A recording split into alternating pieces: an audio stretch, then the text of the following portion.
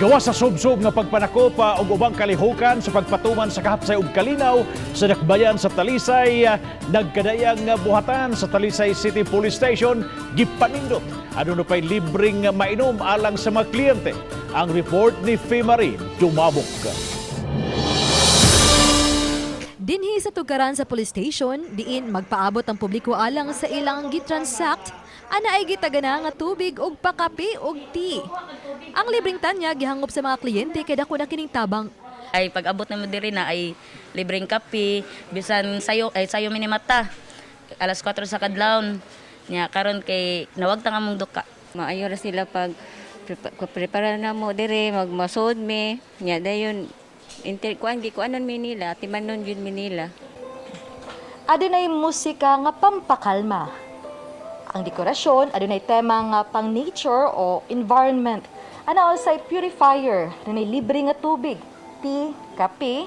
Nungdan nga magtuo ka nga aniha ka sa sud sa usa ka spa.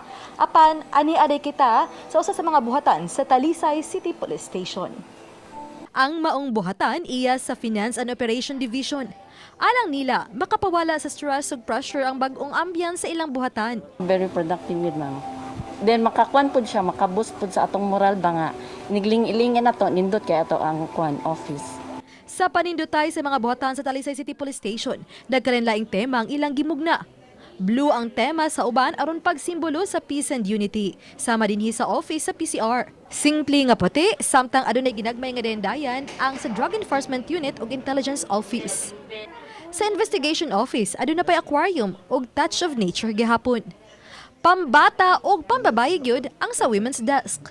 Matod sa ilang hepe, Police Lieutenant Colonel Gerard A. Spilari, nagawas nga mando sa Chief PNP ang pagbintinar sa limpyo nga buhatan alang sa ilang mga kliyente.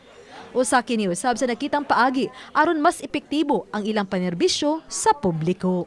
Sige gyapog dakop atong discipline zones, ang atong pagbutang sa mga pulis dito sa kadalanan.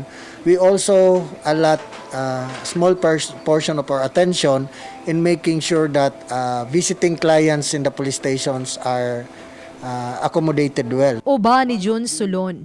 Ako si Femari Dumabok. Balitang Bisdak.